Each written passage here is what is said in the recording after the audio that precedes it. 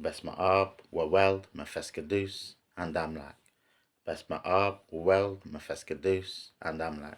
Besma'ab, Waweld, Mefeskadus, and Amlak. Amen. Yes, good morning, good morning. So continue with the reading of the Ethiopian Bible, a chapter a day, now on Genesis chapter 11. And we're going into the story of the Tower of Babel. And the whole earth is of one language, and is of the same words. And it comes to pass in the journeying from the east that they find a valley in the land of Shinar, and dwell there. And each say to his neighbour, Give help, let us make bricks and burn them thoroughly. And the brick is to them from stone, and the bitumen has been for them for mortar. And they say, Give help, let us build for ourselves a city and a tower with its head in the heavens, and make for ourselves a name, lest we be scattered over the face of all the earth. And Yahweh comes down and see the city and the tower which the sons of men have built. And Yahweh says, Behold, the people is of one language, is to them all, and this it has dreamed of doing, and now nothing is restrained from them of that which they have been purposed to do.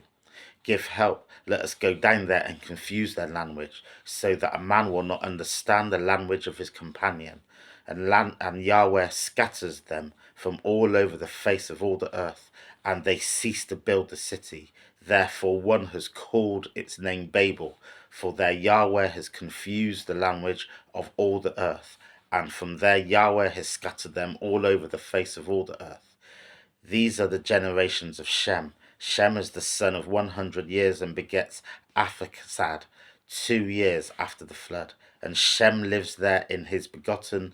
Arphaxad lives there 500 years and begets sons and daughters. And Arphaxad has lived 35 years, and begets Selah. And Arphaxad lives after begetting Selah 403 years, and begets sons and daughters. And Salah has lived 30 years, and begets Eber.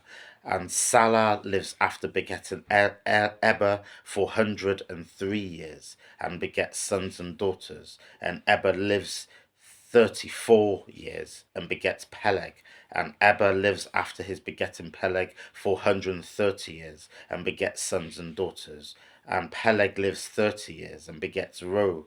And Peleg lives after begetting Reu 209 years and begets sons and daughters. And Reu lives 32 years and begets Serug. And Reu lives after begetting Serug 207 years and begets sons and daughters. And Serug lives 30 years and begets Nahor. Serug lives after begetting Nahor 200 and begets sons and daughters. And Neru lives 29 years and begets Terah. And Terah lives after begetting Terah 119 years and begets sons and daughters. And Terah lives 70 years and begets Abram, Nahor, and Haran. And these are the generations of Terah. Terah has begotten Abram, Nahor, and Haran, and has begotten Lot.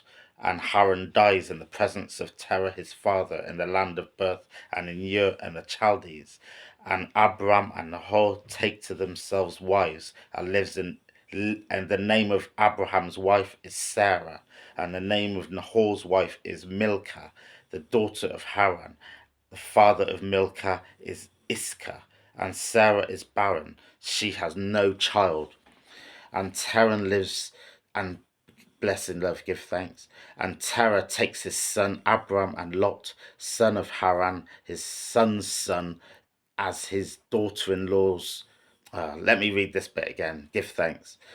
And Terah takes his son Abram and Lot, son of Haran, his son's son, and his daughter-in-law Sarah, wife of the son of Abram, and they go out with them from Ur of the Chaldees to go towards the land of Canaan. And they come to Haran and dwell there. And the days of Terah are 205 years, and Terah dies in Haran. Give thanks, blessed love. Apologies, I probably read that a bit too fast. I was speeding through that last section, so I'll try to remember to slow down in future. Very noticeable that there were daughters mentioned in the previous chapter 10. It only said sons of and sons of, where, and I, made the claim of the erasure of females. In this one, there was definitely mention of sons and daughters, and then we even have some names of some women: Sarah, Milcah, and I think there was a couple of others as well. So that's good to see. And so, yeah, that was interesting. Um, so going back to the beginning of the chapter, we've got the Tower of Babel, where the men get together and they say, we're going to build a city, we're going to build a tower, and its head is going to be in the heavens. And God comes down to the city and sees what they're doing, and he doesn't want them to build this big city, this big kind of edifice. So he deliberately confuses their tongues so they won't build the city anymore, and he scatters them across the earth. It's interesting because when I hear kind of analysis of this story, it's usually to do with God's displeasure with man building these kind of big vanity projects, and the power of man, you know, tall buildings. It's precursing the kind of the graven image in terms of this is how powerful we are as humans, and actually you start to worship men and human endeavor as opposed to God. So it's kind of a distraction. It's also a precursor to God being a jealous God, as we hear in the Old Testament. So that's often how I hear the story, and no doubt that is in there. But what I take from it more, actually, and maybe this says more about me, but what I take from it more is actually this is the birth of not only the birth of multiculturalism, but is the birth of God ordaining and wanting multiculturalism on the earth. From this story, I get that God did not want a single dominant culture, a single dominant people, or a single dominant language, just being in control of the earth and them being the dominant ones that you end up worshipping, and you end up worshipping their endeavors because it's like, look how great they are, look how ingenious they are, with progress, etc., etc. So God deliberately creates different cultures of people with different languages and scatters them across the earth. And what's really noticeable about this is that got the chapter doesn't say he created all these different types of people, but only a certain type of people were the true people of God. How it's mentioned here is that he creates them all equally with different languages, and he scatters his people around the world with these different languages. So, the Old Testament's full of these people are the heathens and these people are the people of God. But this isn't that. This very easily could have been the true people of God here, but I'm going to confuse this situation by creating all these other people. All the people and the different languages and cultures that God created in chapter 11 are come from him. He created them in his own image, and he deliberately confused their language, as in giving them different tongues, different languages, and put them around the earth. So it very clearly, to me, shows that God wanted a multicultural world, wanted a pluralism, wanted a diversity, to use a more modern phrase, and didn't want a monoculture, dominating the world and dominating discourse, really. So when you get these ultra right Christian groups, who are also, ultra right as in racist Christian groups, talking about, white supremacy, and these kind of things, white supremacy in a positive way,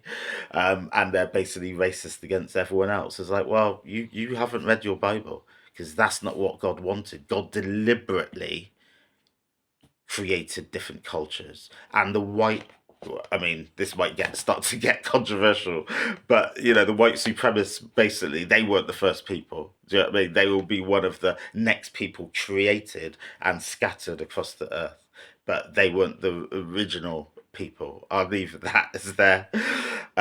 So yeah, I think it's a very interesting chapter, that first bit particularly, because it does show that God wanted a pluralism, wanted a diversity, wanted a multicultural experience on the earth, and did not want just one set of people dominating with the other people under or one people dominating, that we're all meant to say, wow, how great they are. So I'll end it here. For these few words, I give thanks. Have a good day. Yet a Barek for cure. Blessed love.